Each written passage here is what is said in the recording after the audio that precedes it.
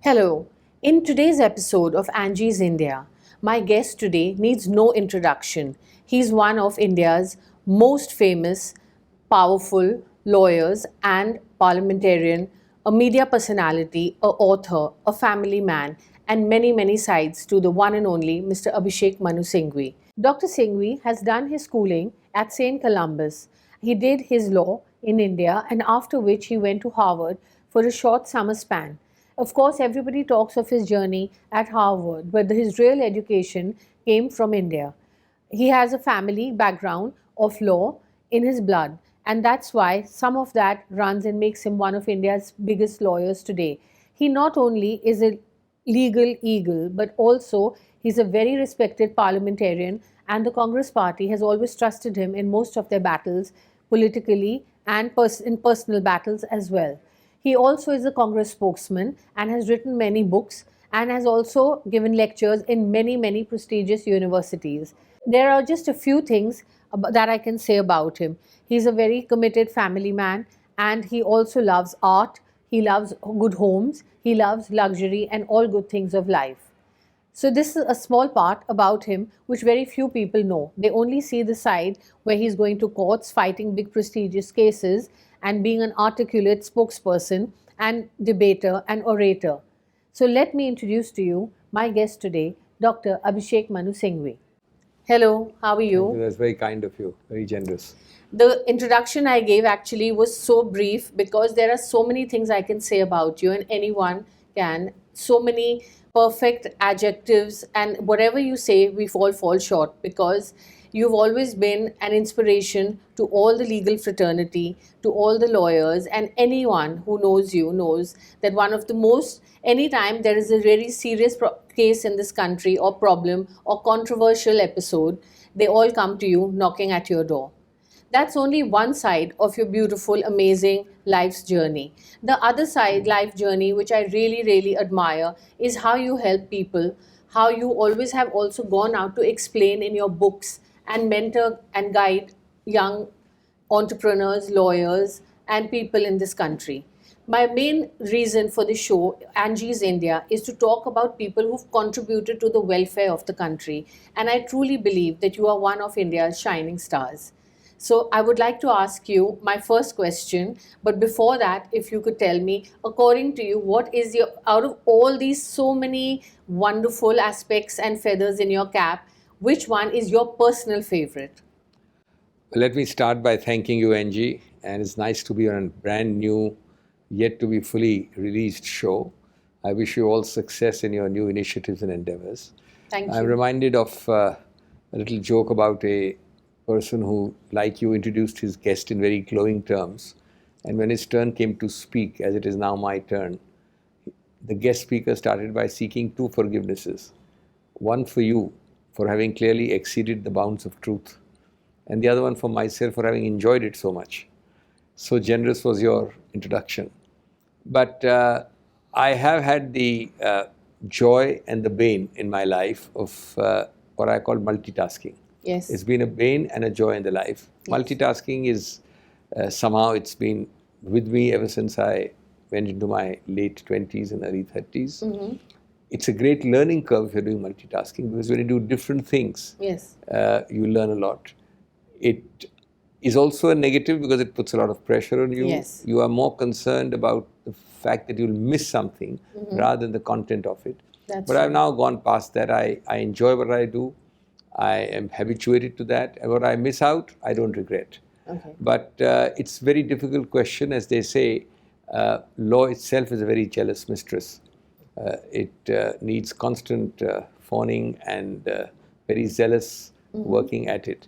But then public life also, I don't like the word politics very much, but public life, having been now in Parliament for 3 terms, is equally exciting. So they're all, it's difficult, it's like choosing between different children. That's true. And but I will say one thing, that what had given me the most pleasure in the early years, something which I abandoned, was really academic studies. Okay. And had I not come back to India and plunged into active legal work, you might have found me in the secluded but highly,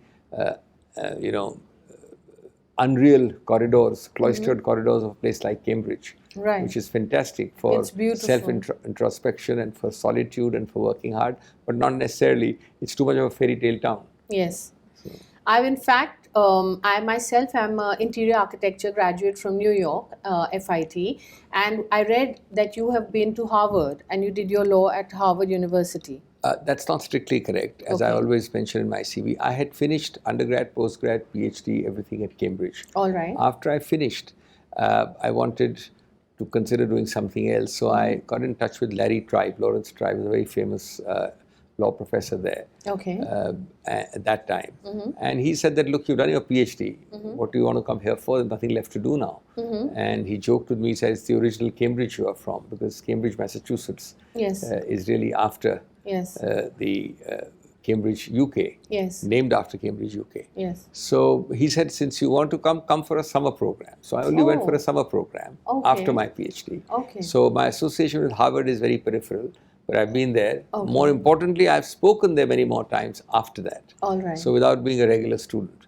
But I was a PhD at Cambridge and undergraduate at Cambridge, etc., etc. So you did your schooling in India?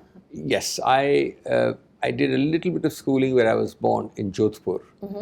But in 1962, my father was elected to the Lok Sabha. So we shifted from Jodhpur to Delhi in 1962.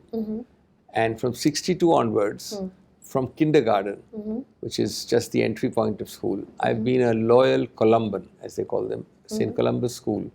We got a house as a member of parliament very near to where now is Meridian Hotel. There was no Meridian Hotel in those days. Okay. And my school was hardly 2 kilometers away on Right. Golda Khana. Okay. So I went from KG to class 11. Okay. And since you asked me, let me add something which I frequently say. In a sense, life has been downhill ever since school, because you can't really outdo my performances in school. Okay. In that sense, you can always say that life is downhill, not uphill after school, because I topped all the 5 sections of class 9. Wow. Then I topped all the 5 sections of class 10. But what is more interesting is that I topped whole of India in then what was called Senior Cambridge or Indian School Certificate. So that was a glorious moment for me when I topped India. Not my school, not the entire board. And in that sense, I never performed that well. So it's been downhill. Well, I don't know if you can say downhill, because everybody would envy, your role in the Indian legal and judiciary system, and every second case you win. So if anyone has a problem, then they know there's only one man to come to, and that's you. So how would you say it's a downhill? No, it was meant more in jest. And in a technical sense, it's correct, because you can't top every time. But yes, God has been kind, life has been fruitful, and the different colors of life, the rainbow of life is what I enjoy. Okay. So, I have this anecdote that apart from my clerk, no one, not even my spouse, knows about a real day in my life, which in the earlier days used to be frenetically doing 5-6 cases till about 12:30 in the Supreme Court. And then you'd get into the car, just put on your different jacket and enter Parliament, where a Yashwant Sinha or a Arun Shori or a Venkaiah Naidu or Arun Jaitley would have just finished opening the debate. Because in Parliament, as you know, the opposition opens. I'm talking of the years when we were in power. Yes. And I would be the chosen person to reply to them. So I would have just gone from court, reached there, replied to the debate as an opening lead speaker for the treasury benches. Then I'd come back to court in the afternoon, do some odds and ends, and at 4 o'clock would take a media briefing. Oh, wow. Now, the point is, this diversity is not good for health, no doubt. Yes. But this diversity is a great learning process.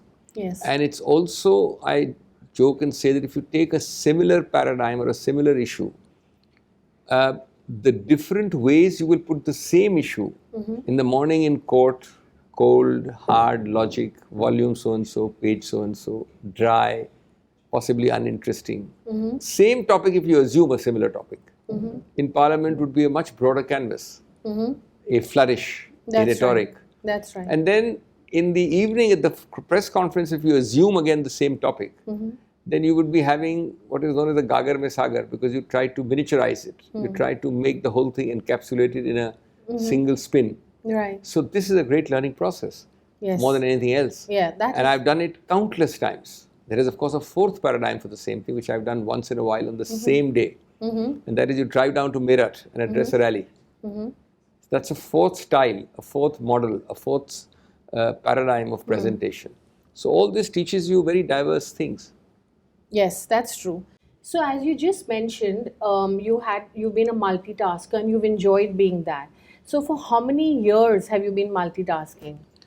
I think this is, as I said, a bane and a joy of my life. Ever since I think I got into public life, the multitasking has been truly stupendous. There was a lot of multitasking pre-2000 when I joined public life. But that was multitasking with law and with academic work and speaking and writing. So that is multitasking, but within a more limited sphere. From 2000 were added two major layers. One is public life, including parliament from 2006 onwards. And the second is media. I also happen to be the senior most national spokesperson of the party for now decades. Okay. So dealing with the media, dealing with issues in parliament, I had the privilege of being the lead speaker, the lead opening speaker for the treasury benches for almost every important debate from 2006 to 2012 or 13. After 2014, I have been the lead speaker in almost every major opening debate for the opposition. And this is the combined opposition. Yes. So, with a law practice which is full-time, it creates a lot of multitask. But I've enjoyed it. I must confess I enjoyed it very much, except that I said it puts a lot of mental pressure sometimes. Yes. You've been a member of the Congress, and of course, when you speak for them, you're a part of their team. But when it comes to other political parties or an alliance, I don't know if I should ask this, then do you charge them? Because it's professional. And you're so good at it, and you speak... Charging is, of course, a much overstated phenomenon. Let me make it clear. I can rephrase it, but what I mean to say, it's professional, so you're so good at it. I have no problems answering as far as possible. I'm pretty candid. One of my earliest books was Candid Corner, a collection of my columns, which was very, very candid. So unless it's impossible to answer on candid camera, I will try to be as honest and open with you. So today I'm going to ask you lots of candid questions. Sure. I don't know if you're going to like it, because when someone's new, they're not doctored or engineered what to control and what not to control. But sometimes when you do things with a free flow, they turn out better and spontaneous. I'll try my best to measure up to your questioning. But Thank you. About your question about charging, let me tell you that, yes, for good lawyers supposedly, or for lawyers in demand, charging is a part of the phenomenon. In fact, I always joke that if you don't charge, people start considering you not so good a lawyer. And they take you for granted. So, secondly, there is absolutely no problem and nothing wrong in charging what you think is appropriate. That's right. Both because you're dealing with a lot of corporate clients, and more than that, because nobody's compelled to pay, nobody's compelled to engage you. Yes. However, what people miss out, and this is something which I've worn this cross for decades, a cross which I am quite happy to bear, because I know it's not the truth. A very large volume of our work is pro bono. I mean, my juniors complain sometimes that in certain months, almost 33% of my work is pro bono. Okay. That happens for a variety of reasons. Not because I'm compelled to do, not because I'm cribbing and crying. It is A, because I like the cause. That's the first reason, actually. B, because it is a friend in public life, a particular party. C, it is genuine poverty and impossibility of engagement. A mix of these has meant, especially in the last 5 to 6 years, possibly definitely crossing the 25% mark, but probably 33% is pro bono. So that is something which, I don't get up and advertise on Angie's show and say, look, I've got a placard saying, look, my 100 rupees includes 33 pro bono. That's not the way it works. But people know, people understand. And of course, people pull legs, because lawyers anyway are, as they say, the old saying was about lawyers, he rescued his client's estate to keep it for himself. Yes, there are so many jibes about lawyers. Yes. They learn to get on, then honor, and then honest in that order. Yes. So this is part of the profession. We have fun, we have games, we have jokes. Yes. But the reality is that a lot of responsible lawyers, leading lawyers, top lawyers, and I don't say it about myself, Your other a lot of my colleagues, do a lot of pro bono. And certainly when you are asked in a deserving case, you never say no. It's a different matter that, you are a fake person. You come to me with a fake cause and you try and exploit me, or you try and take personal advantage. And then, I might say no. But otherwise, you hardly ever say no. Yes. That's subject to, of course, availability. There's a problem. Yes. I'll give you one more example, animals. I'm very pro-animal, so I've done many animal charity cases. Oh, okay. Yeah. So it's just an example. That's interesting, yes. So political, public, poverty, indigency, animal-related cases, and above all of them, causes. Underprivileged cause, a liberty cause. That's right. The underdog's cause. Yes. These have to enthuse you, and you do it then. Yes, that's true. So when you started your career, did you have any struggle? Did you have your first, I know your family, you come from a family of lawyers, and so does, I think your wife's family also has a lot of legal background, if I... No, let me tell you, my wife's family has nothing to do with law. Okay. The first time she became legal, in inverted commas, is when she married you. Okay. Otherwise, I joke and say it was illegal. Okay. But my family certainly is a family with law from my grandfather's time, not my father's time. Okay. And my father had the privilege of having reached the zenith of his profession. So it is rightly said that we were born with a silver or a golden spoon. And I entirely agree with it. But what does it mean in practice? For a litigator, not so much for a firm or for a solicitor's firm or for an office, which is more chamber work, advisory work.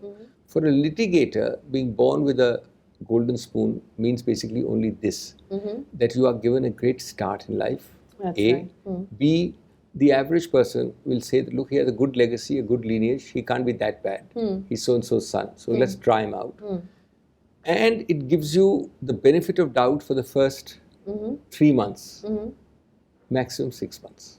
That's it. That's true. Now, after that push, after what I call the presumption of competence and decency, it's a rebuttable presumption. And after your first 3 to 5 appearances, if you go and make a fool of yourself, if you are not competent, if you don't burn the midnight oil, if you're not hardworking, if you're not diligent, if you're not focused, then let me tell you, it's a completely mistaken notion. That's true. Extreme good luck may carry you from 3 months to 6 months, but it's a cruel profession out there. Yes. There are no prisoners taken. Yes, that's so it is something which is overstated again, just like the pro bono point I made earlier. Yes, you're right.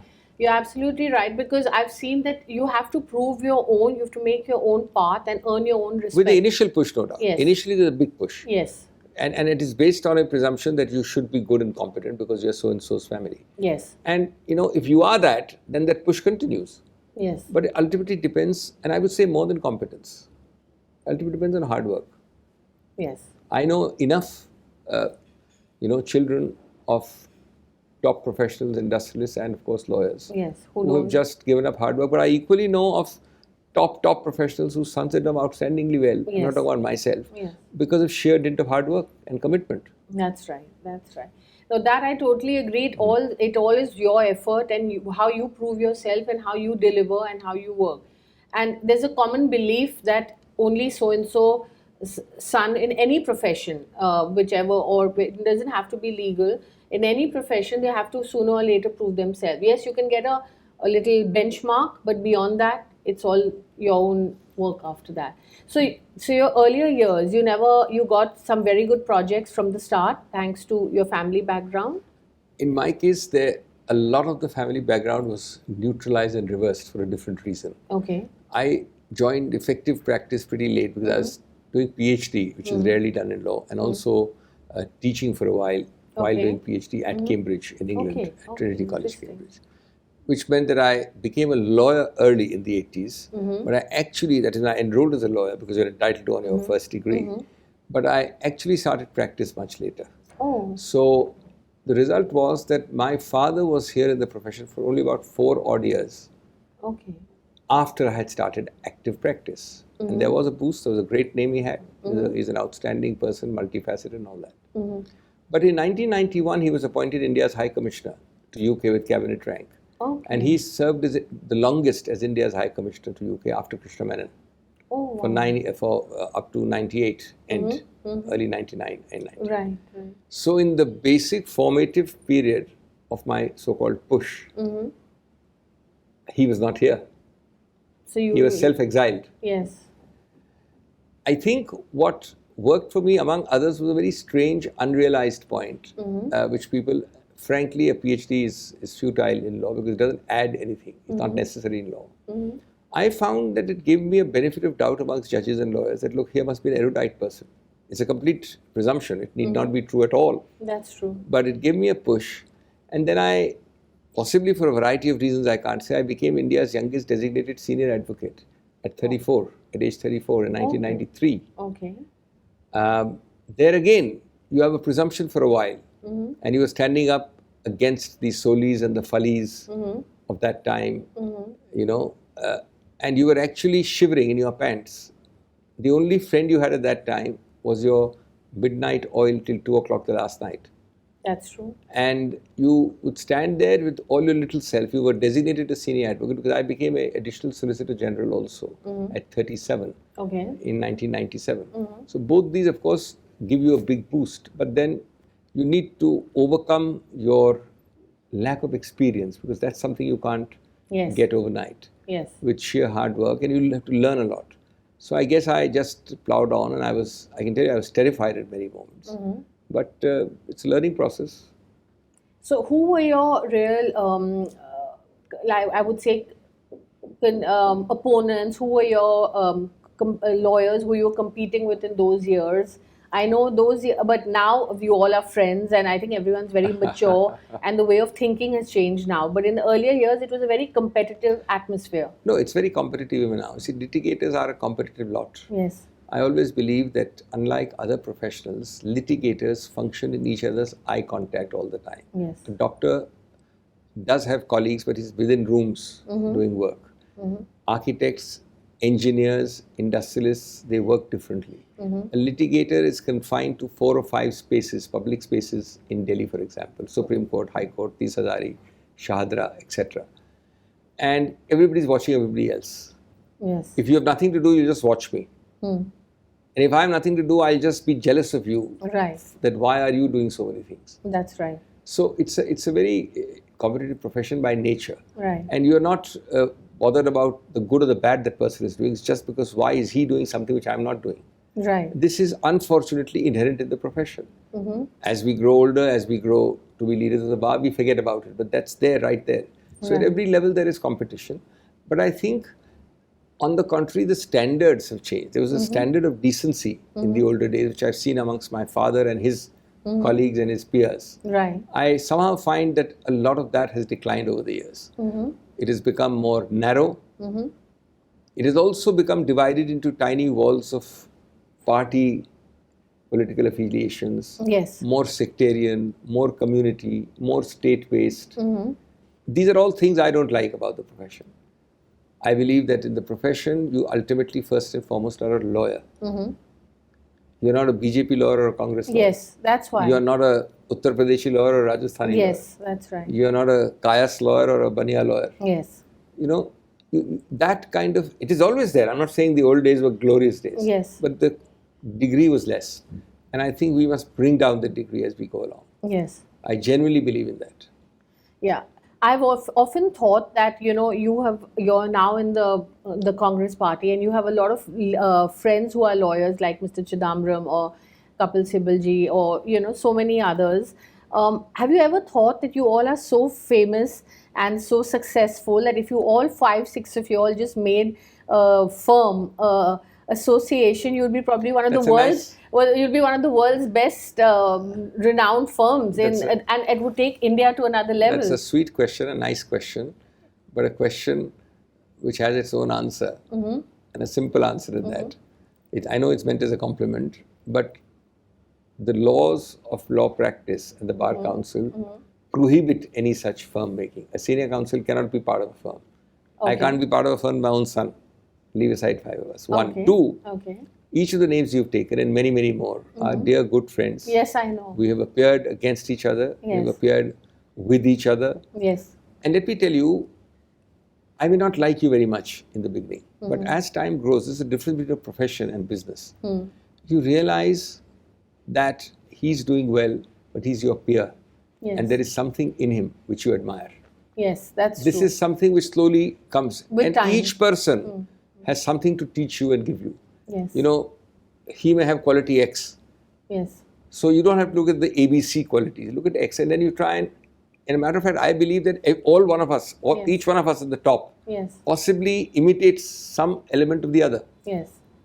subconsciously. Yes. Because we all realize that these are peers. And peer recognition, peer respect is ultimately the best form of compliment. That's right. You may That's not be on a personal plane because, naturally the nature of the profession means you're fighting each other every day. Yes. The second thing is we fight each other, we come out and we actually try and forget what has happened inside court. Yes. It remains somewhere at the back of the mind. It's too idealistic to say it doesn't, but then it is not carried to the canteen or to the... Even Thirdly, it's a convivial profession because with judges, when you have a retirement or a farewell, so you meet them every other day in the evening. So, it's a very strange dialectic. It's not the same for industrialists. It's not the same for competing rivals. It may not even be the same for other professions.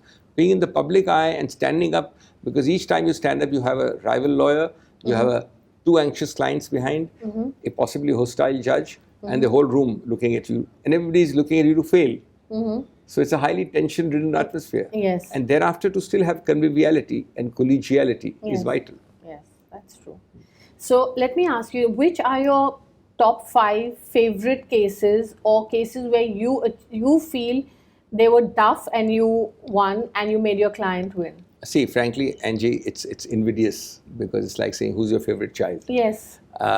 But if I was forced to do that, I was asked this question by the publisher of the Juggernaut publisher who asked me to write a book. Okay. And she said, I have space only for 10 of your cases or 8 of your best cases. Okay. So I told her the same thing. But then I was forced to choose. And I chose one from human rights. I chose different topics. Topics, yes. So in human rights, my favorite, again, as I said, favorite in inverted commas, I've got many other favorites. Many favorites, but D.K. Basu, where I was at a very young age appointed a amicus curiae. Amicus curiae means the court appoints you, and I was appointed very young. And then I went through it for 20 years. We have 3 to 4 D.K. Basu judgments. They lay down the entire commandments for custodial death and custodial torture. So when to arrest you, how to arrest you, how to inform the next of kin, how to minimize infractions of human rights while you're in custody. That's that. On commercial side, I did a commercial constitutional matter. Those days used to have Tata used to have Yellow Pages. Yes. It's a far cry. You don't realize you don't have any internet. You don't have any mobile phone. Yes. So Yellow Pages you turn to. You didn't have the Zomato and the... Yes. And the issue which we decided in that case was that commercial free speech, that is advertising in the Yellow Pages, is also free speech and is protected by normal free speech 19(1)(a) article in our constitution. Okay. So that is path breaking. There's a story behind that which I don't have time to tell you, but it's a path breaking. Sure. The third was the Tata Mistry case, which travelled and wound its way up from the bottom layer up. And it was a very sensational case. It was within a very major corporate family. So I was privileged to do that. A fourth one in the commercial field, not in the book though, would be the Vodafone tax matter, where a fifth one, not in that book though, would be the Mukesh Ambani and the Anil Ambani family dispute. In these two, I played a lesser role because the court turned in our favor on the first few points, if somebody else argued, and I didn't have to argue much. Okay. But in the book, there are other categories, apart from corporate and constitutional. There are issues of religious rights. I have been privileged to do the Santhara case and Sabarimala case, exclusion of women's entry, and things like that involving religious freedom issues, and so on and so forth. So there's a large, and of course a lot of political cases, huge number of political cases. They go on even now as we talk. Yes. But you said you did the case for Mukesh and Anil Ambani in their family dispute. How do you feel today, families, having seen such a well-known family and old family of India, having gone through this, how do you advise people in their succession plans? You'll be surprised that and settlement plans. Any genuinely top senior counsel, how much we push for settlement. Yes. And non-litigation. Even on the evening before when you are briefing me for tomorrow's case, if there's the slightest scope of settlement, I will advise settlement. Yes. That's one. Two, this kind of a size of corporate dispute is not easily settlable. Yes. We are now talking of mega yes. figures. Yes. I think everybody tried before the matter exploded on the public scene. I don't think the family would not have tried. I would always advise everybody to go through that. And today, when that case happened, our mechanisms for mediation and settlement were much less robust. They are now much, much more robust. In fact, this country is now experiencing a mediation revolution. We have a brand new, glittering new Mediation Act, which is doing very well. And I've examined it. I've spoken on that recently at Pepperdine University, the world's #1 in mediation. So it is going to give a big boost. You have now lawyers doing much more mediation. So the first advice would be, yes, in such matters, do that first. It is always a better option. But the second point is that when it can't work out, then today there are commercial courts. They're supposed to be faster courts. And it does cause distress. There is no doubt about that. But then, at least it leads to some finality somewhere. No finality is perfect. It leaves both sides equally dissatisfied, not equally satisfied, which is good. But there is a finality in the Supreme Court. That's about it. Yeah. So, but how do you say? How would you advise? Because you've gone, you know, a lot of people's personal issues and things which the rest of us don't know. How would you advise corporate families today to structure their businesses and everything? I believe that first and foremost, so long as the patriarch is alive, every family has a patriarch, the elder. So long as he's alive, it's his bounden duty to settle it that time. Settle it, write it down, divide it. You will find that the authority which I as a patriarch exercise over the rest of the family is very different when I'm gone. Howsoever loving they are, they'll never agree. Just the sheer existence of me will make a difference. You'll be surprised how many forget to do it. Or how many leave it for a later date. Or they want to be, they don't know what to do and be diplomatic. Or they're just being hesitant. They say, okay, we'll do it tomorrow, next week.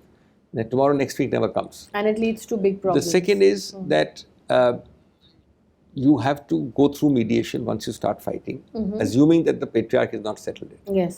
The third is that after that, you have no option, you have to go to court, then you should do it through the court way. It is happening in other manners which is much worse, sniping. I mean, almost every major corporate dispute, I'm doing it between all families, have this problem. But it's much better to get it settled by court, because once court starts, having mediation failed, having patriarch failed, then at least it closes some point of time. And normally, let me tell you, it closes at between the first and the third ladder. Because you lose or win one side, and the top ladder is the Supreme Court. You're tired out by the whole exercise. So do you feel we need to, for all these personal family issues, divorce cases, personal issues involving family issues, are the laws now faster for settlement? Are the judges taking decisions faster? Are the legal processes changed? See, don't mix up divorce, because that's a separate branch of law, family law. That's a very personalized thing. We are talking of corporate family disputes. There, yes, as I said, we have a most robust mechanism for mediation. We never had it till 1 year ago. That's something new. And that is very institutionalized. More than that, the awareness for mediation is growing. I was part of a delegation way back in 93 to 97. And we studied the Californian system, which is #1 in the world, the inventor of ADR, Alternative Dispute Resolution. And it was our report submitted to the Chief Justice of India at that time, Justice Ahmadi, which led to the enactment of Section 89 on the Civil Procedure Code, which gives a menu of ADR options. So when I come to fight you in court, before we start the fight, you get a menu of conciliation, mediation, arbitration, lok adalat, so on and so forth. Now, that is now trebly or quadruply strengthened by a Mediation Act of 2023. And plus, as I said, for them, the speed is also expedited by the commercial courts. That's again an act of 2013 or 14. So since then, the mechanisms are much better. The faith in the system's speed is also improving. You don't have to go through the agonizing, of course, the speed in an Indian court will remain, at least the delay will remain 3 times any other court. But it is half, I would say, of what it used to be earlier. As you know now, the hot topic is the Constitution of India. And everybody is asking that there is going to be a change. If people are talking, is there going to be a change? The people of India are worried that will there be a change? And if there is a change, to what extent will things be changed? Because I think we have a very good fundamental constitution as of now, and that has been made, and which people treat like, in a way, the Bible for our country to look back on. See, this is a very long question. It can be the subject matter of a full program by itself, but I'll try to be as brief as possible. Yes. It is the first and foremost the constitutional values ethos, yes, the spirit of the constitution, yes, which is more necessary to protect than the text. Yes. Do you know that you can change the constitution radically without changing a single word in it? Because you can decimate the spirit, the ethos. Yeah. Constitution works by conventions, by past precedents, by constitutional silences. Yes. What the Constitution does not say. Yes. By a certain reciprocal respect between you and me, who are two constitutional organs. Yes. Everything is not written down: when you will get up, when you will go and have dinner, when you will go to the bathroom, Yes. how you will do Yes. it. It's not written down. Yes. It is based on these things. Yes. So that's point number one. Over the years, and why it is said more so now, is because an attempt is made to micromanage. An attempt is made to have vendetta politics. An attempt is made to weaponize certain agencies.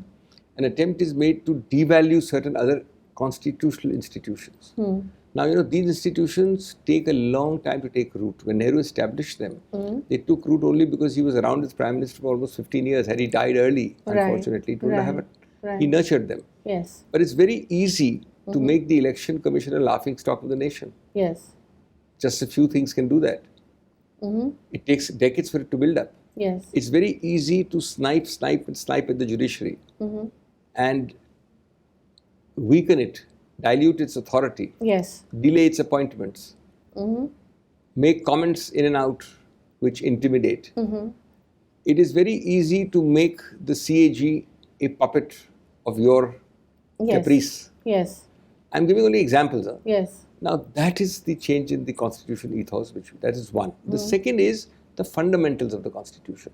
You have to be vigilant. Secularism is a very abused word. But the idea of carrying everybody together, Yes. the idea of fraternity, a fraternal spirit, lack of divisiveness, appreciating the pluralism. India is the world's most pluralistic spot on planet Earth. That's right. Unless you respect that, realizing that the Constitution gives rights against majorities precisely because it felt that the minorities deserve to be protected. The whole purpose of a Constitution is to give rights against majorities. That's right. Otherwise, the majority would rule. Why do you need a Constitution? The Constitution is a bulwark. Yes. So unless you instill these values in your governance, and I have no hesitation in saying that there is a clear, measurable diminution in those values in the last decade. Right. Unless you do that, you are in fact altering the Constitution without altering the Constitution. Yes. The third is, of course, if you have a autocratic majority. It's good that you have a majority to do a lot of things you do good for the nation. But equally, to have a unassailable majority is sometimes an invitation to start tinkering with the text of the Constitution. Which is not a good idea. Which is not at all a good idea. Yes. But that's something the people of India also need to understand that, because you cannot give power to anybody. Forget in politics, even in a business, if you give too much power to your CEO, he can... that corrective can come only from the people. Yes. That is the burden of our song in the current elections. Yes. And the corrective is not a rejection or an acceptance. Yes. It's like that thing that Mahout uses on an elephant. Yes. He's got that thing, Yeah.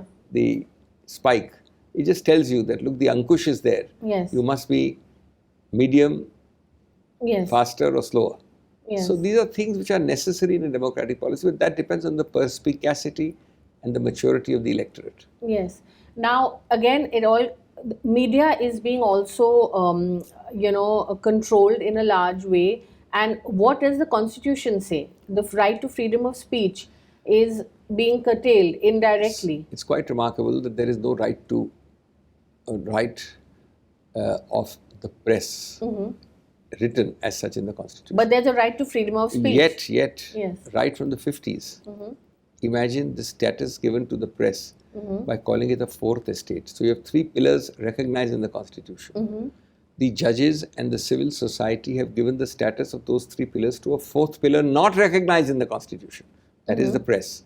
So you have treated press freedom as part of the clause which gives you free speech. without it being mentioned. Okay. So when I give you such a high status, it is your obligation to live up to that status. Yes. Today, I am again sadly, but without hesitation, saying that there is far less of sense, far more of sensationalism. Yes. There is and this is particularly bad in the visual media, it's catching up in the print media also. There is a very dangerous cocktail in the visual media. Yes. Of, I would say, virtually terrorist anchors. I'm talking of verbal terrorism. Yes. Premeditated guest speakers. Yes. Pre-screened answers. Completely biased, one-sided views. Spewing forth day and out. Why do you think the phrase Godi media was invented? Was it invented by me today or by you? No. Why has it been there for the last decade? Yes. Because, that is the way it is. But now, how can you be calling yourself the fourth estate, the pillar of democracy, like a judiciary, executive and legislature, and then behave like this? Exactly. Would you like the judiciary to be a Godi judiciary? Nobody would. So therefore, yes. This reform has to come from within. That's the thing. Within. People have to make the country. It's the people who make India. Like you have made India proud with your work. Similarly, the public has to decide that the media is what the government is doing, or let me rephrase it, what the current system, what is going on currently is wrong, or the media has to take responsibility, which so they therefore are not. It is not, the people will come second. First is the media has to reform from within. See, today I am not a votary of external control. Yes. You are doing very badly. Yes. And I deserve to control you. Yes. And you deserve to be controlled. Yes. But I still would not want to control you. Because external interference is much worse. But today you don't find the internal controls in the media. Why doesn't the media, they have bodies. I mean, the bodies are largely toothless, but they have bodies. Yes. Why can't they ostracize or demean or shame these parts of the Godi media? Yes. Media does speak about it. Yes. But the seniors, the collectivity has to consistently and for long enough shame them. There is a very great power in public shaming. Yes. But, it's a divided media. Just like it's a divided legal profession, it may also be a partially divided judiciary. Yes. So I take glee in your discomfiture and, I don't like your growth. But as a lot of the media are run by the media channels or the newspaper run by top media houses who've been some of them have been in business for the last 50 years.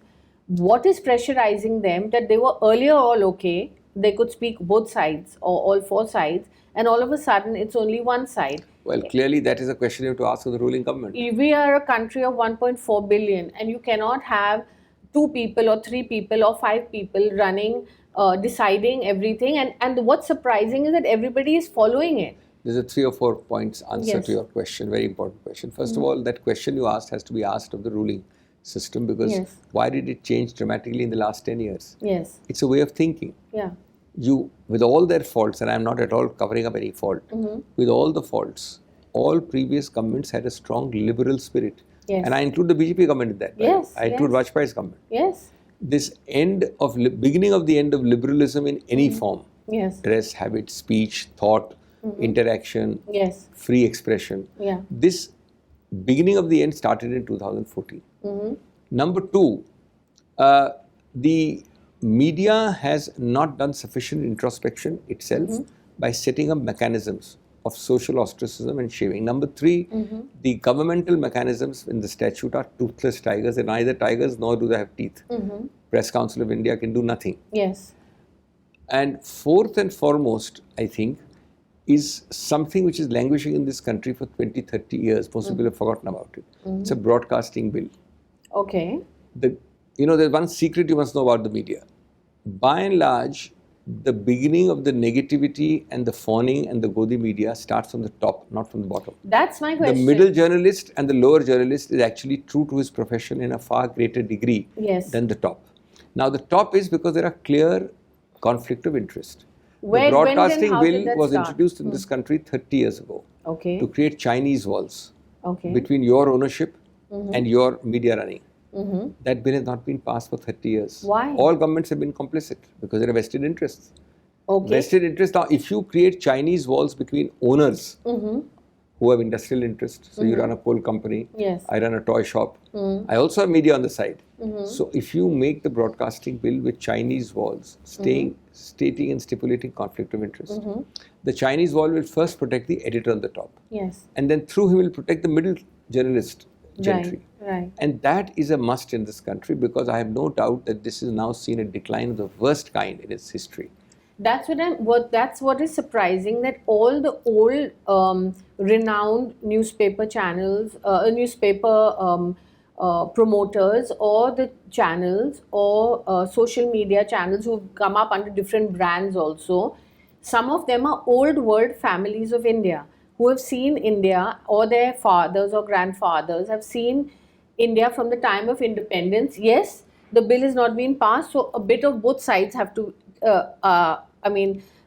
could have done it. All sides earn the coin. But the issue here is that why is it so drastically changed? It's mainly a sense of fear. You see, you have multiple interests. You have multiple conflicts of interest. And I don't blame them beyond a point, because they are industrialists with a lot of finger in the pie of industry. And there is fear. But fear all stalks the land. industrialists don't own media channels. I'm talking about the owners or promoters of media channels. No, I'm talking only those. We're talking only of the media. Yes. Unfortunately, for it to be viable, you need an industrial house behind in most cases. Yes. Therefore, most of the major ones, visual or print, are owned by those. Yes. And therefore, the conflict of interest arises. That's why the bill was passed, but the bill was introduced and never passed. And you need to create that strictly is number one answer. Yes. Number two answer is that there is a good countervailing force coming up in this country, the so-called social media. They must become responsible. Yes. In that there's a lot of fake news out there. Yes. Why they must become responsible is because there is greater objectivity if it is not fake news. Yes. If it's a genuine social media and people today go and hear those truths, which you don't find the truth in the print media or the visual media. Yes. So they must also be wary of the bad apples in their basket who create fake news. Right. Otherwise, the social media is doing a great job. And ultimately, as I said, the people are the best judge. Once the channel's viewership will decline, saying that, look, this is spewing garbage every day from 8 to 10. Yes. It is doing, as I told you, the worst kind of cocktail of verbal terrorism. Yes. I mean, how can these people be called journalists? I don't want to name them.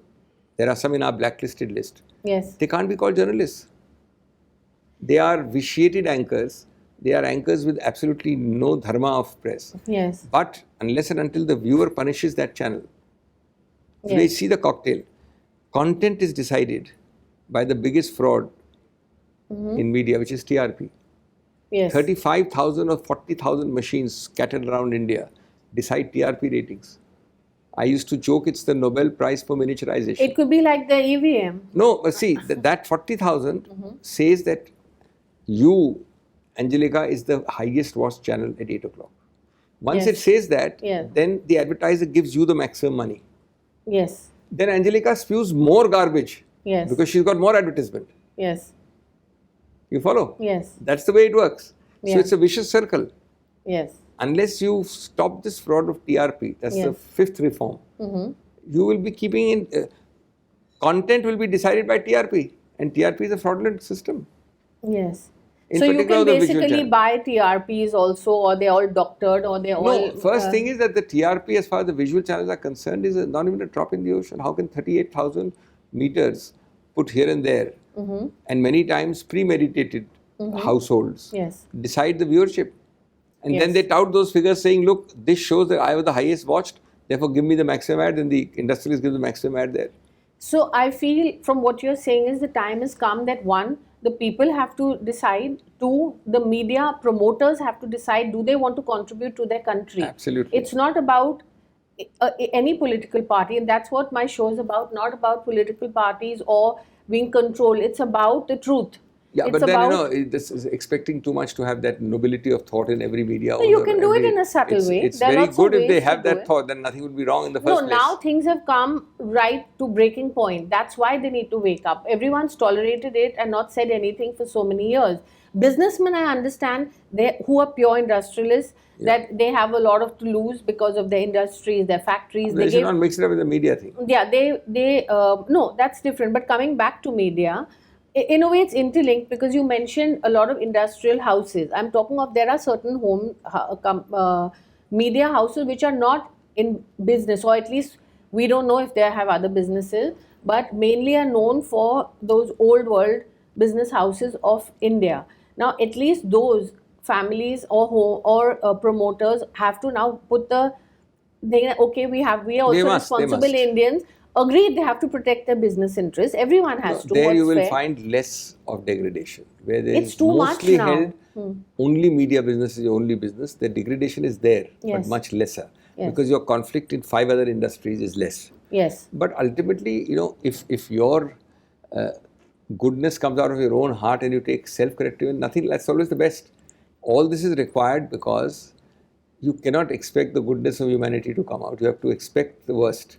Prepare for the best, hope for the best, prepare Yes. for the worst. See, it's like everybody does, all the big industrialists or the media houses do CSR. This would be the best CSR to the nation Oh, they yes. can do.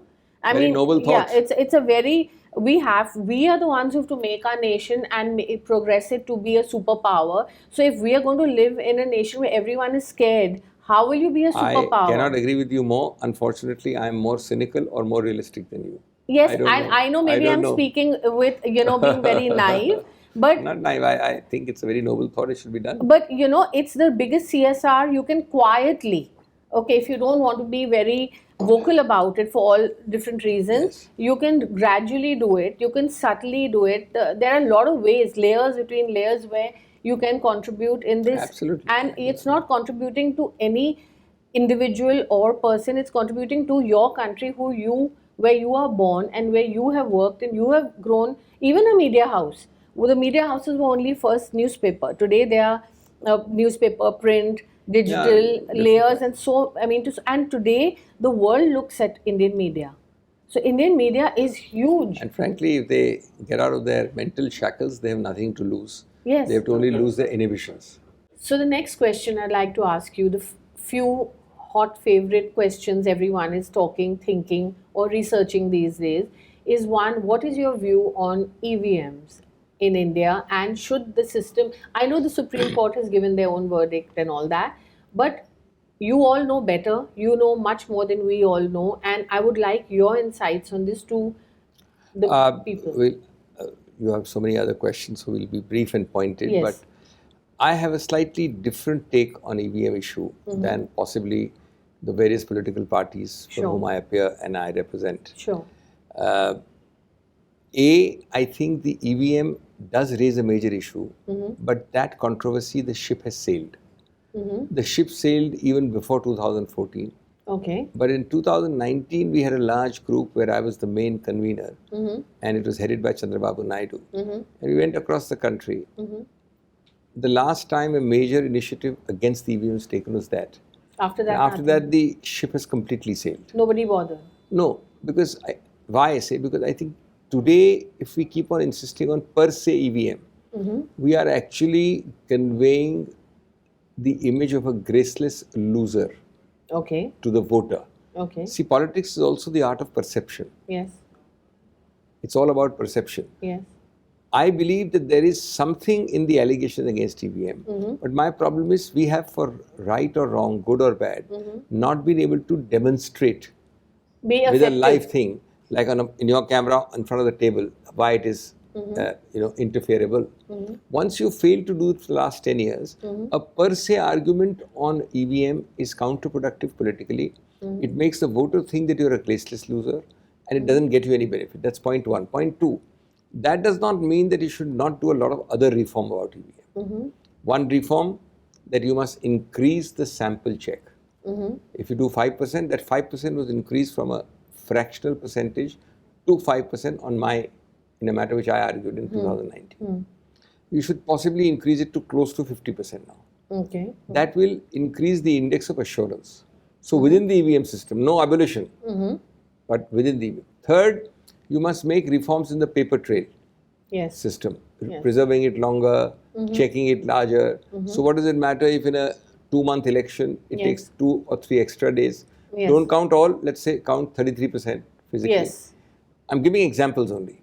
These are much better arguments, both perception-wise, politically and legally. Unfortunately, we tend to fall back into our old groove and say either abolish EVM or have EVM. Let's find a That midway. binary Yes. argument doesn't work anymore with the electorate. Yes. That's my view. So a grey area somewhere in between. All the deficiencies, yes. reform them. So these 4-5 deficiencies you feel we could work on and focus on those, that you can find something midway. Absolutely. So nobody can say, oh, you won this election this because of this, or you lost this, and the blame game starts, basically. Correct. So to be more articulate and to continue the fight. Correct. Not that just have the fight at the time of where the elections are coming, all the sides. On the reform of the deficiencies and the elimination of the deficiencies. So should this be made a law? This has to be a change in law or a change in the rules and regulations. Yes. All these demands, count more, have a greater light, better light, make the sample check not 5% but 50%. All these need to change in regulations. You are of course one of the most respected legals in this country, and I'm sure the other side also, who doesn't agree with this view, has to respect what you say, and they know if you're saying it, there is some logic, sense, and something Plus, more technical. it's a more nuanced view. Yes. It's not a either or view. Either it's or, not a binary black and white. Yes. It's not a keep it or throw it out view. But do they know about this view? I have said so. I've said so many programs like yours. Okay, you have. But I'm not the government, so I can't do anything about it. But yes, of course I have. But that's my view is even been told to various parties who may not agree with it. Many parties have the view that it should be either there or out. Yes. I don't agree with that. Okay. So somewhere in between. But I think that should suit everybody, and if that's something which is not being taken forward, and then something to think about. Yes, absolutely. Because if you are being one of the spokespersons of the Congress saying that you're ready, you personally, let me rephrase it, are ready to come somewhere in between, or you feel that way, then I think somebody should respect that side of it and even make it work. There is a growing feeling that that is a better way and a better view. But then it should be executed, because not that another election comes and it's the same thing. That's and right, then that's right. So we must start immediately after this election on that campaign. It's too late now to do it this time. Okay. And what is your view on One Nation, One Post? See, One Nation, One Post is actually a very, very nice sounding view. Yeah. It's like mother's milk. It's a cute tagline. It's like mother's milk. You can't object to it. You know, it's very nice. It fits into our sense of discipline. It fits into our sense of proportion, uniformity, organization, everything spick and span in its place. Yeah. My problem is that I would have no problem with this if it's workable. If it's workable. Don't create something which you know will not work in advance. You know that. You will tinker with the constitution. See, the first time you will have that one nation, one thing will be when you synchronize everything 6 months later to today's date, or you postpone everything now to the next date. Actually, you can't do the second part because you have to have the government by this date. So you can only prepone. Yes. The second change you'll have to do the mid-cycle after half term. Half term. Right. It's like reset button. You press a reset button. Let's say you do it. First of all, of course, you have to have 2/3 and 3/4 majority. All the states have to agree. I'm assuming that's a big task in itself. I don't think anybody is agreeing. So that's point one. That's why but it's let's assume that you get that. After that, what happens? When Anjaleka loses her majority, you are X state. All these MLAs in the room turn against you. And they keep changing also. Yes. So if you fall down, the rule is no. Despite losing the majority of all these people, you shall continue to the next election. Yeah, that's true. Is that a negation of democracy? Not at all. Is it an affirmation of democracy? It's obviously a negation of democracy. Yes. Therefore, these are the nitty-gritty. You know, you'll find these people never go into the nitty-gritty. Yes. Then equally, you have so many other problems. You have the logistics of doing national, state and panchayat elections. Because once you have this one nation, you'll come down to the bottom third line also very soon. Yes. Gigantic. Yes, you can arrange some clusters. I mean, I don't agree with the fact that you must have an election every 2 months in the country. I agree with the government till there.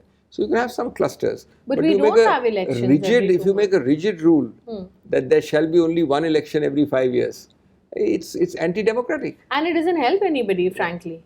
It may seem, it doesn't work. And you know, you have to remember that you pay a democracy tax. You pay a price. You pay a democracy price. China doesn't pay it. Yes. China can do what you are saying. Yes. You can't do it. The chaos and the cacophony of democracy is sometimes the definition of democracy. Yes, that's true. Okay. Then there's also everybody is nowadays. As you know, we are in election season right now, and what do you feel of this famous mantra "400 par"?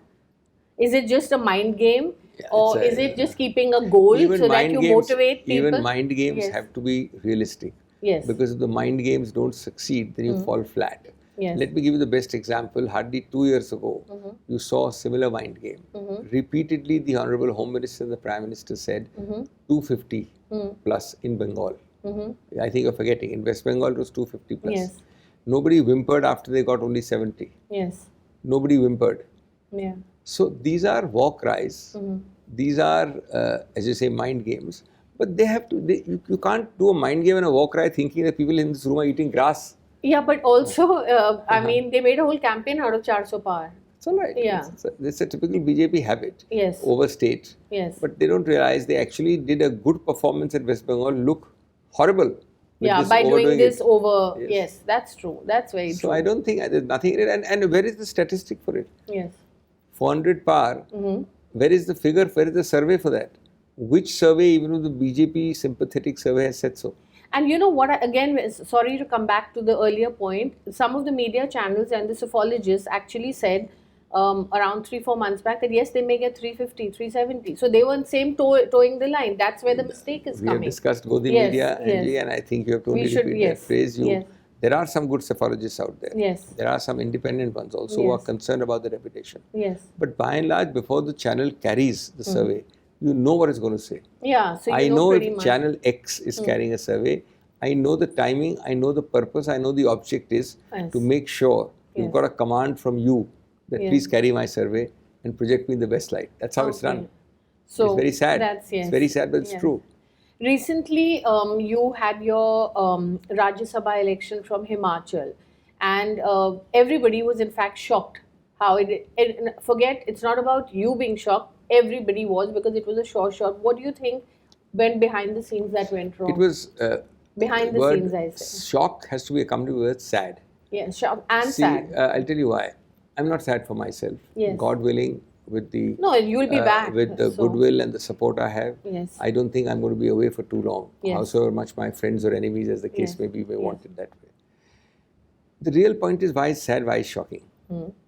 It is sad and shocking, both, and I have no hesitation in saying so, that a Congress-ruled state with a majority of 9 odd, I mean actually 15, it is the majority mark was 15, yes, at that time, had this movement under the nose. So that is sad. For the Congress is also sad. Let's not mince words. But it tells you two things, Anjaleka, which is important for our democracy.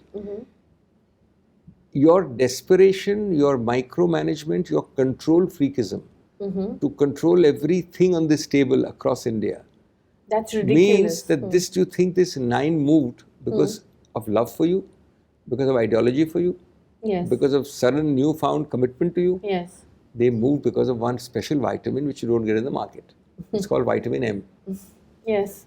Now, you have vitamin M, is no reason why you should start distributing vitamin M to come and vote for Anjaleka. Yes. I know that you have it in large quantities. And we also know that the opposition doesn't have it. Yes. So it's a very sad reflection on the ruling party. It's a sad reflection on the defectors. It's a sad reflection on our system. That's right. And it makes some mockery. I mean, I always say that the Ayalal and the Gayalal would be turning over in the grave. They never saw anything. Poor the one fellow did 2 defections in a day and he got the name Ayagal in 1967. He could have imagined the sophistication. Each of these 9 met us, sat with us, swore loyalty, commitment, from dinners to the breakfast that morning before voting. So there has to be some shame, some standard, some ethics in politics. Yes, that's just going. What is so great about, there's some... That's right. And I'm not saying it here, we know the going rate. We know the going rate. Yes. It's very sad, it's shocking. But when they're such a clean party, where do they get the money from? Why? For the going rate for vitamin M. As you write, I love the word vitamin M, it's really cute. Vitamin M they have in a proportion of 1:10. If you add all the parties in India together and multiply by 10, that is the quantity of vitamin which the ruling party But they're the cleanest government in the history of India. I beg to differ. There is institutionalized lack of cleanliness and there is non-institutionalized lack of cleanliness. I just realized, sorry to interrupt, a new talent, you're really witty. Vitamin M was really cool. No, I'm adding another one. The reason why you call them the cleanest government in India is because you only see that laundry factory, not the washing machine, the laundry factory in the room. Okay. A laundry factory will make everything sparkle. You spill all the coffee you want on this, I'll make it sparkle. That's true. So that's what's happening. So vitamin But M the vitamin M and laundry vitamin double factory, M, the media. yeah, media of course is only projection, but the real washing can happen. Why? Because there's a third thing. The vitamin A agencies are with you. Oh So wow. I can paint you black because I have got all the agencies. Never in the history of India have the agencies been weaponized as they have in this tenure. Never. More even than the first tenure. Yes. Now that's a fact of life. Yes. You can't help it. You can't change it. Yes. And yes, it's very easy to say, okay, Anjaleka, if you are innocent, you go through the law will acquit you. It's absolutely right. Yes. And in 90% cases, the law does leave you off. But the process is the punishment, is a small little sentence they don't tell you. Yes. The idea is to punish you through the process. I know for a fact in advance that you're going to get off. Yes, that's true. So that's all. True. And of course, you fought another very famous case for Uddhav Thackeray ji and for the way, and also how the government fell. So, do you think that was ethical? That's the same. You see, therefore, what happened in Himachal, I forgot to add, and it connects, is nothing, it's not a new phenomenon. I have had the privilege, you're forgetting, from the time of Jharkhand, then the midnight hearing in Karnataka, midnight hearing in the Supreme Court, Karnataka 2, Madhya Pradesh, then Maharashtra, the 2-day Sarkar, then the split in this, Uddhav Thackeray, then in fact the split in NCP. These are all diverse manifestations of vitamin M. Yes. These are diverse manifestations of the same phenomenon. So it's happening in every state. Himachal is a very small thing for them. Yes. It's a small state anyway. Yes. If you can do it and have, because you're a control freak, you believe that you must have your will every way. Forget this, let me give you an example. Surat has never lost for a BJP for decades. Yes. There was no need to do it. Yes. Why did you do what you did in Surat? Yes. Or then in Indore? Also there's a case in my home state, Rajasthan. The reason is that you want to control things so much, to hell with it if election becomes a selection. Yes. No election, selection. See, there's you must always... proudly proclaim BJP as my first seat. Yes. By what? Do you think the man vanished? Yes. In Surat, there were 4 proposers and there were 8 rival candidates. There are 12. Wow. So I joked on the press, I said, James Bond films, which I like to see sometimes. He said the first time is happenstance. The second time is coincidence. The third time is enemy action. Here there were 12 times. All 12 will suffer the same phenomenon together. That's right. Without vitamin M. Right. No, not possible. So therefore... Not possible, yeah. But it's very, I think, I travel a lot to Mumbai personally, and I've seen that most of my friends and most of the businessmen and corporates were not happy with the way the government fell. And a lot of, because they felt it's not nothing again, it was unethical. And see, that is all your sermonizing. Yes. I can sermonize with you and I can agree. What's the point of that? Yeah, but it doesn't your mean anything. Your thought process of the government appears to be a winner take all. Yeah, there are no prisoners. Yes. Success has many fathers, failure is an orphan. Yes. After you succeed, it doesn't matter, all this sermonizing by Anjaleka and Abhishek Singhvi. Yes, that's right. Ultimately, who's the winner? That person sitting is the winner. Yes. Who remembers what is Gandhiji means and ends? Yes. What is ethics? You also did the 2G case many years back, and which you won for the Marans. So why is it that every time they keep saying that the old government was corrupt, and why is that tagline when you've been when you won it? You're asking the criminal law field. I appeared for one particular family, SR family members who are individual accused. Yes. And I also appeared for the Marans case. Yes. These were discharged. Maybe they were let over the threshold. Yes. Now only an appeal against that is pending. Even the appeal has not been, listed formally. It is just a leave to appeal pending. Yes. Because they've been discharged. Yes. What the government says is not something you have to put to rationality. No, they can say anything. Yes. They are recounting to you 1947, Veer Savarkar, Patel. That's right. So anything goes. It's kind of statements coming for the last 2 months. Right. There is not a single day in any newspaper without such statements coming. What is the point of going back to Veer Savarkar for discussing unemployment, it inflation, has nothing to do. and all this? Why do you say that? Today I read a statement that in 2 months after coming to power, Pakistan occupied Kashmir will be part of India. by Chief Minister, mind you. Why Now, would you I'll be say the that? happiest. No, I'll be the very happiest Indian.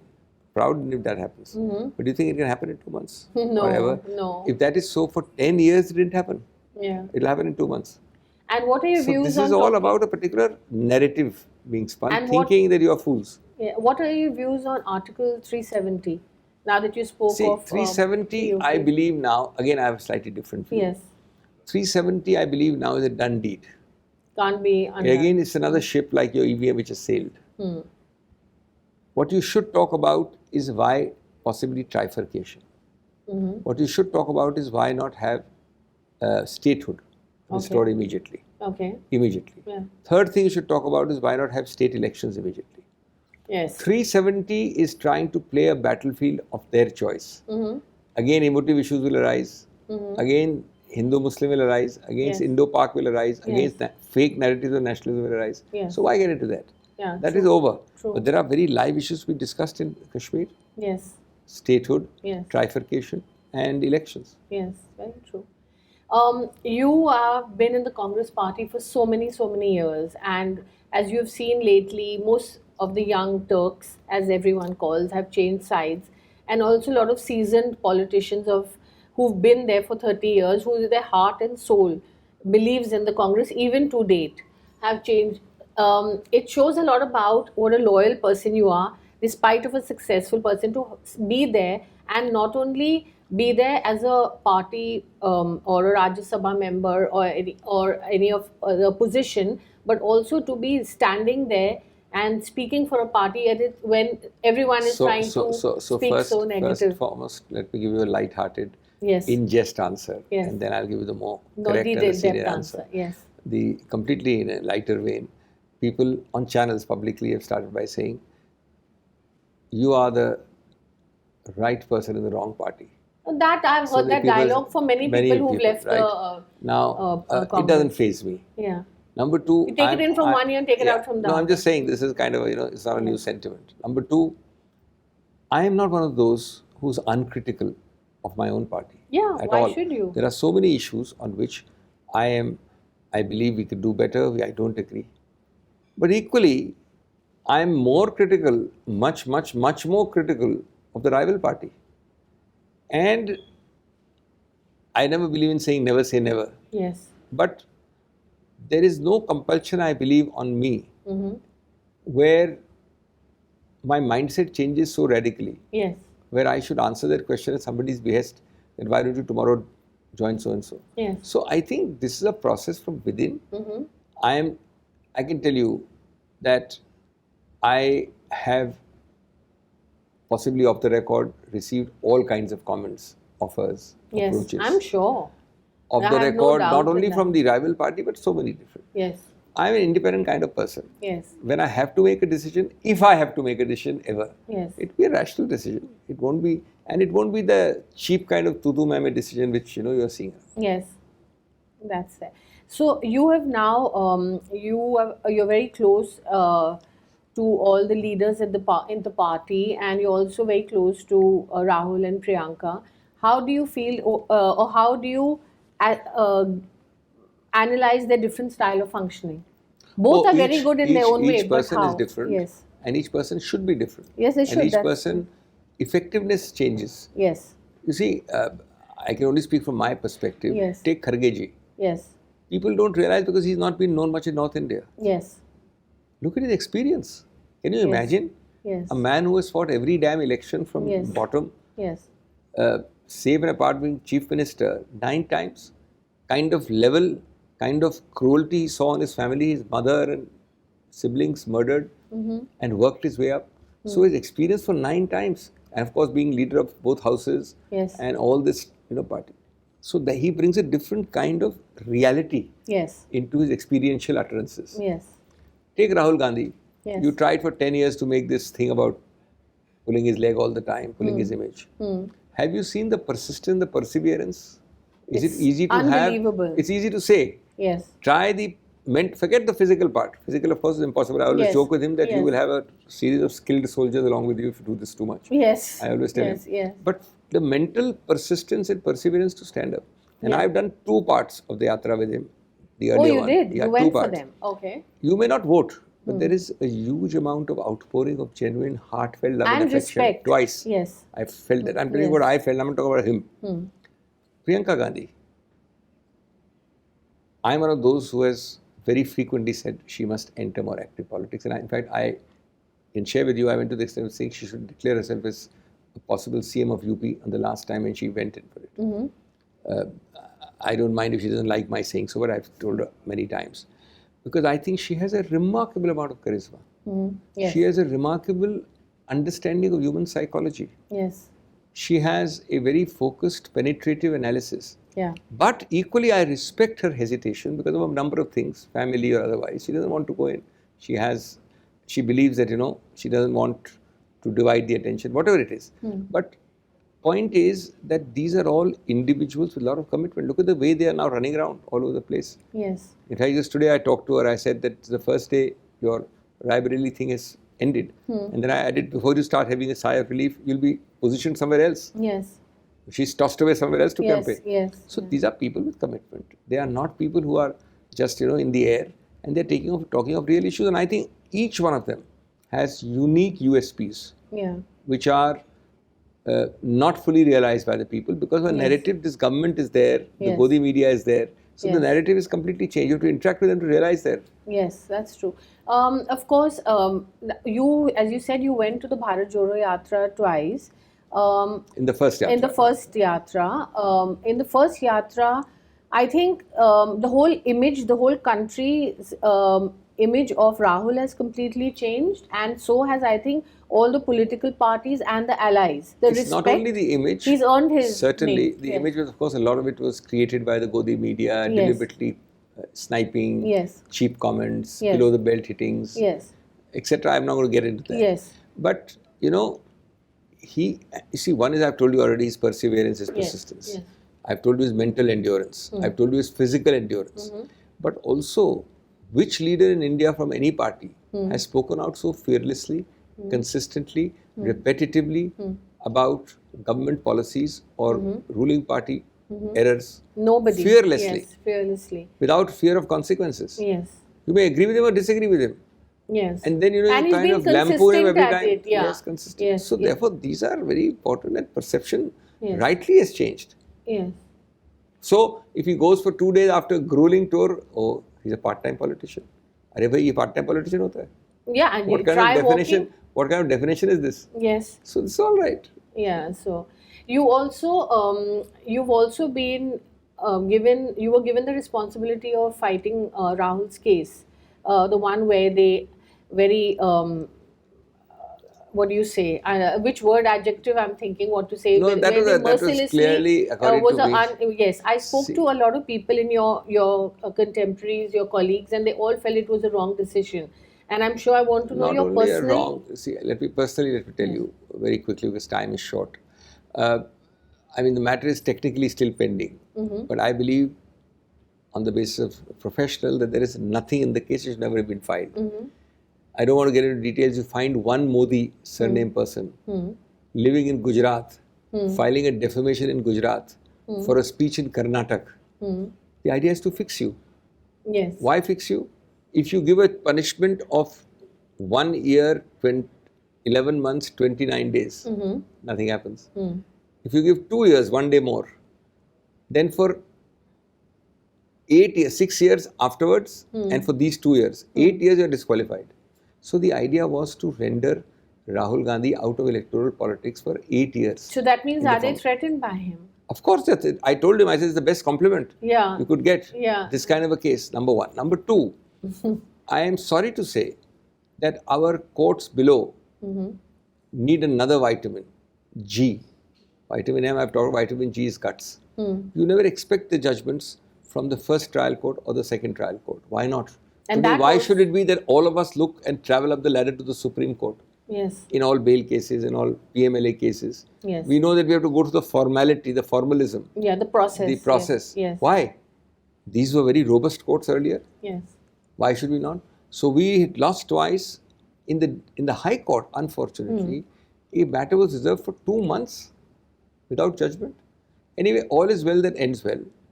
A learned judge just went into the practical aspect of it in the Supreme Court and decided in about 1 hour. But it must have been must have been very stressful for all of them as well as for you. Question. That's what, it's not easy. I'll share with you what I've said in other channels much after the event. Some days, 2 or 3 days before the matter was finally being heard, we were talking, Mr. Rahul Gandhi and I. So I told him, I said, look, I am a Peshewar Vakil, so I don't carry that burden on my head. Because I am doing so many cases every day. Yes. And I don't necessarily have the same.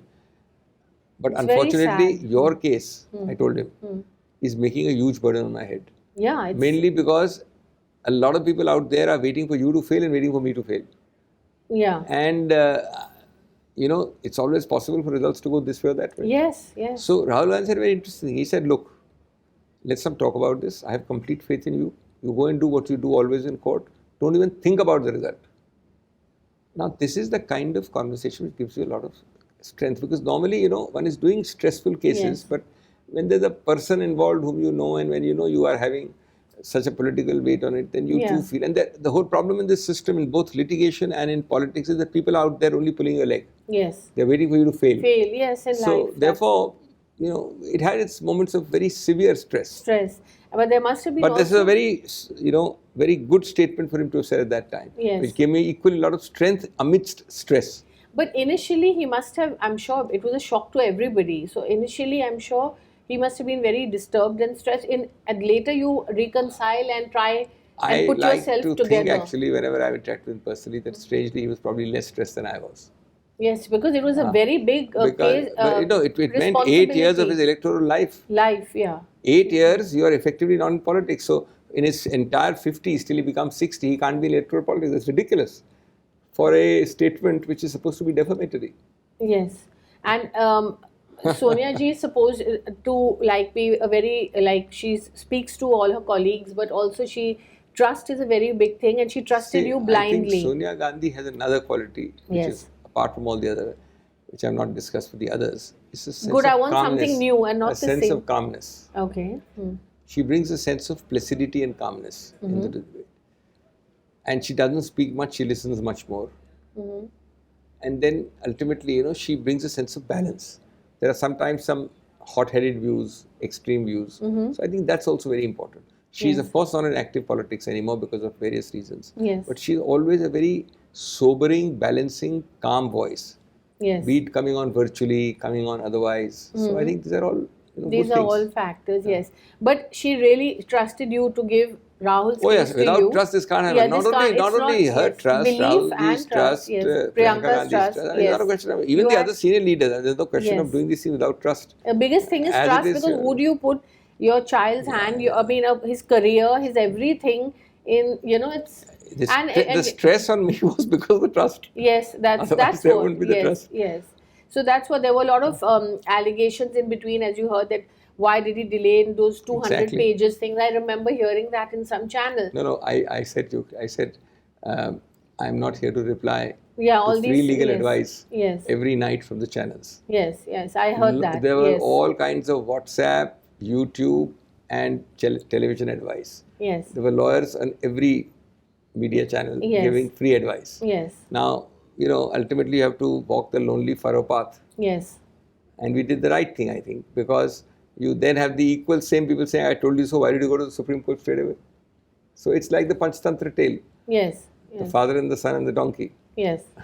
No, it's true, but it's remarkable that you handled it so beautifully. The case, the result was in our favor, everyone's favor, and at least you have someone who's there to fight for the cause of India and fight as an opposition leader to in this election. Because had you lost this case, or had he lost this case, it was major.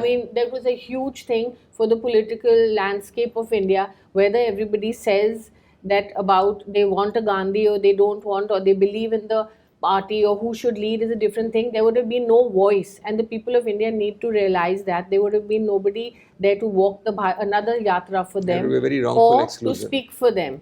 And I think that was a price he paid for speaking the truth and opposing.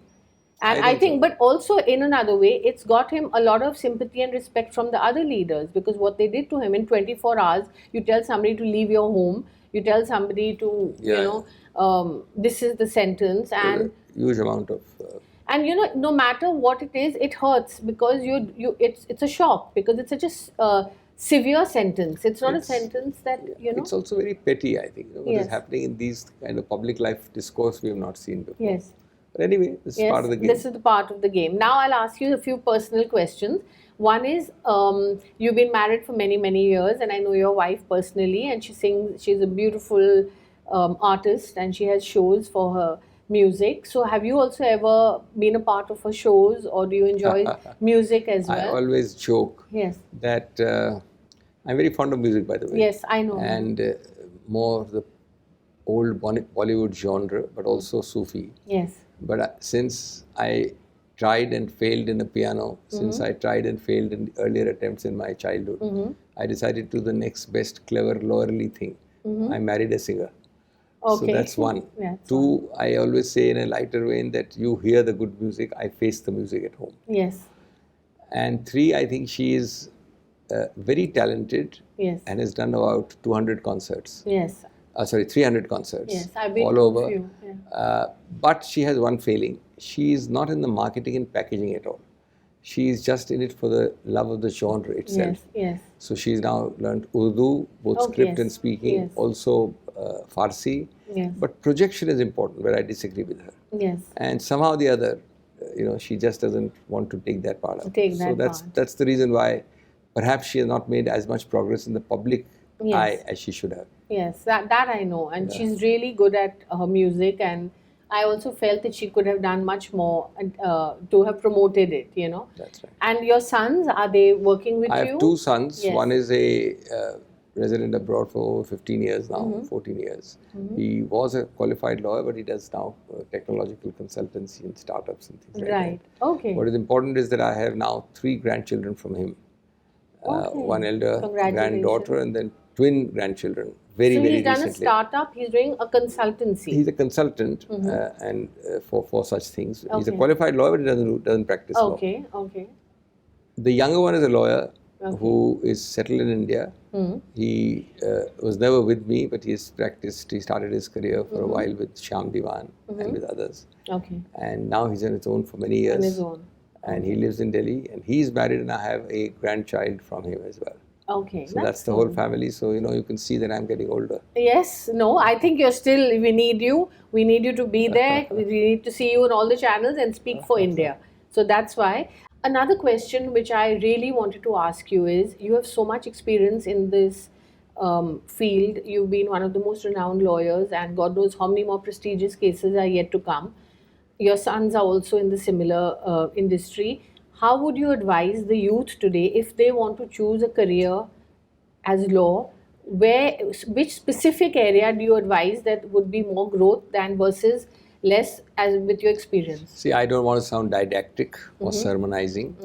But let me tell you an interesting contrast. When we started decades ago, law was the refuge of last resort.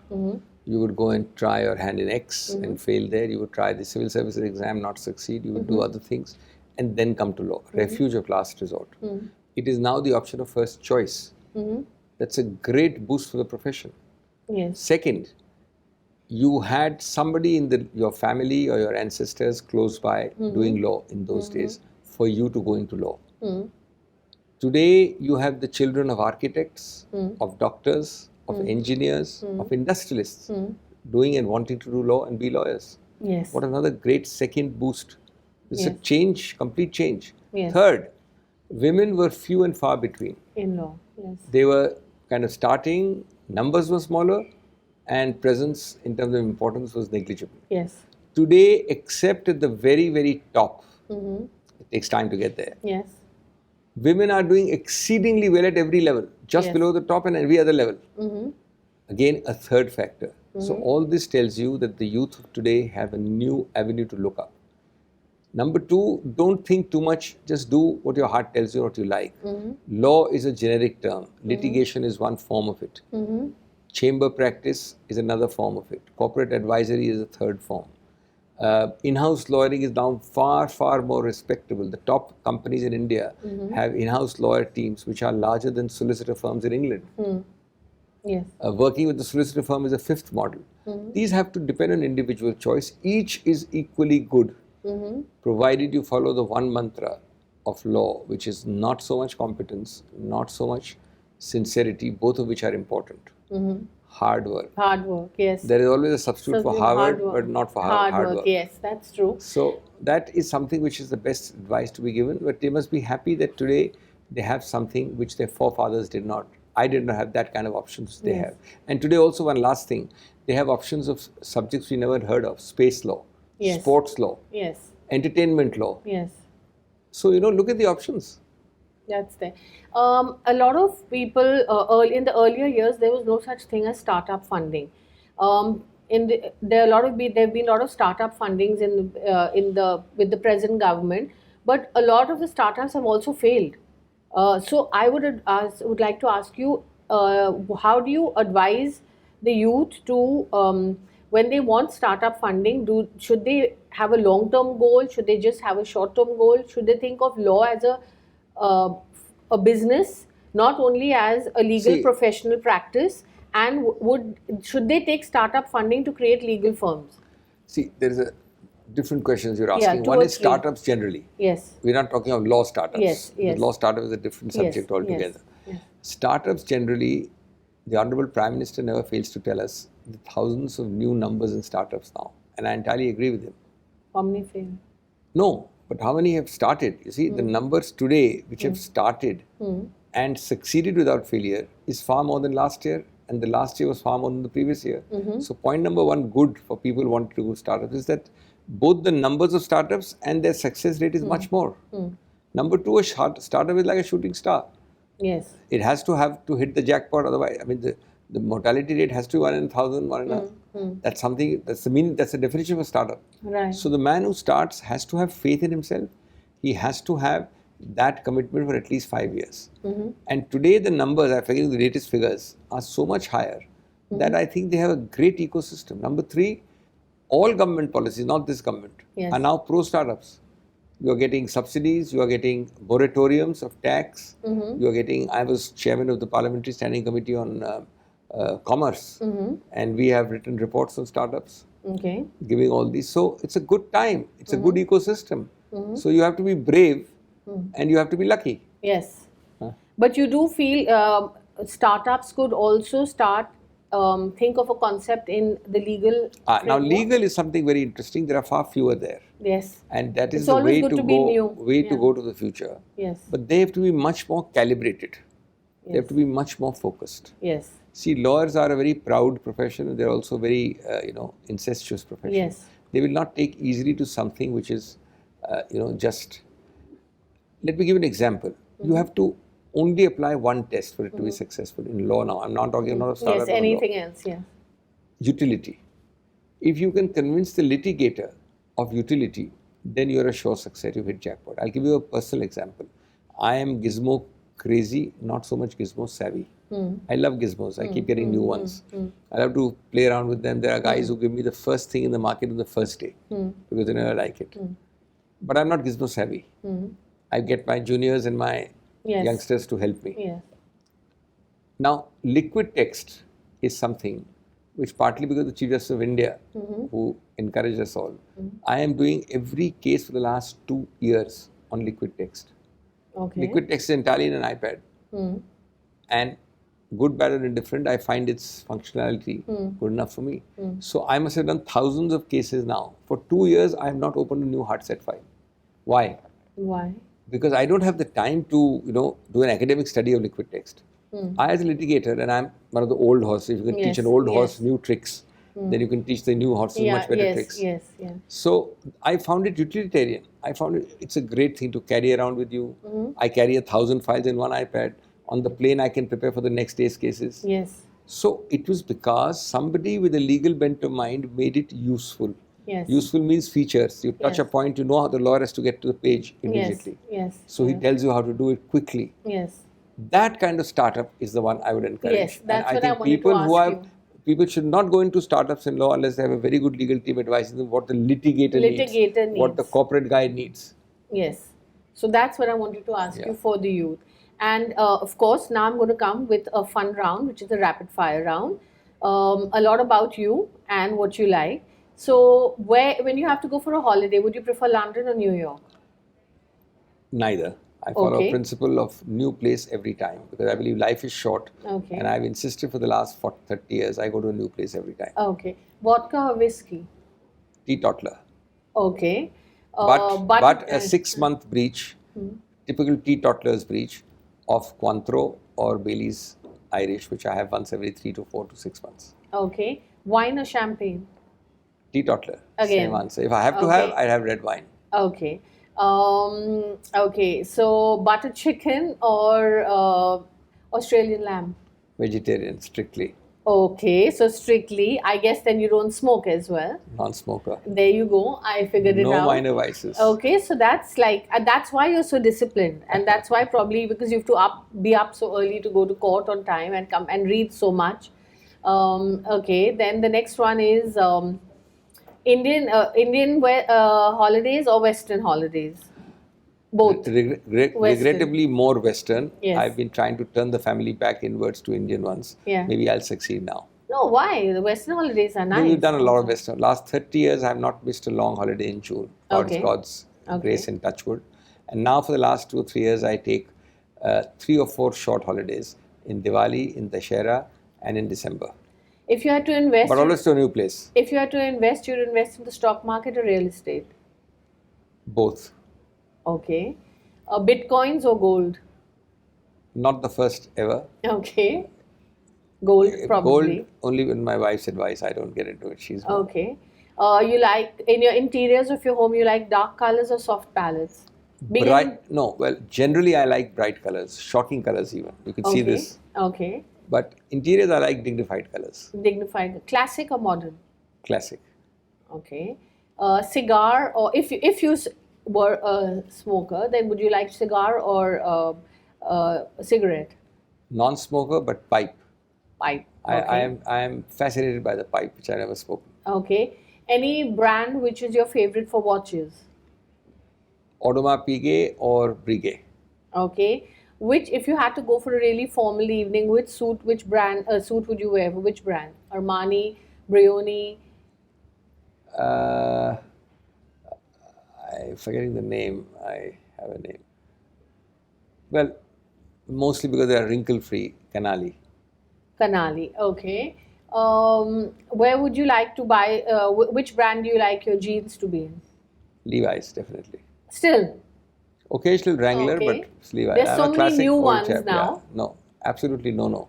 No, okay. And your favorite brand for ties? Oh, as I said, for all clothes, I like brightest possible colors. So I love the bright ones of Dupont, which is a bit shocking. Okay. And Brioni, of course, very good. Okay. And of the usual ones, Salvatore and all. But I've stopped buying ties for a while. I've got too many of them. Okay. I've classified them as per color, and you don't get to wear them. Okay. And if you had to invest your money, where would you invest it today? Distribute the investment. Not put all portfolio, not all eggs in one basket. Yeah. So I have a fair amount of equity, but a fair amount of debt as well. Okay. And real estate, much lesser, of course. Mm-hmm. And then, paintings and art and things like that. So much lesser. Main thing is always in movable instruments like equity, debt, AIF, things like that. Okay, that's good. So thank you so much for coming on my show. And I really, really appreciate the time you've given and the insights and all the things you've spoken about, with all your experience, your political judgments, your opinions. And I look forward to seeing you again soon, but next time with your wife and family. Thank you so much. And I'm going to give you a small gift from my interior online portal called Angie Homes. Thank you That's so much. something really small. Very kind of you. Thank you. And Thank you. It's just a token. I hope you like it. Thank you so much. Thank you. So that was my show with Dr. Abhishek Manu Singhvi, the legal eagle, and of course the man with many talents. This show also tells you, for the youth, how you should invest, where you should focus with your future if you do want to have a career in the legal side. You want to be a lawyer, you want to be a litigator, a solicitor, whatever your dreams are. This is where the future holds, which way you could shape your future in this segment. He also spoke about some of his most prestigious cases, what he felt, and what he felt about the law, the current situation in the country, and the constitution. I hope you enjoyed it. Look forward to seeing you on the next show. Thank you.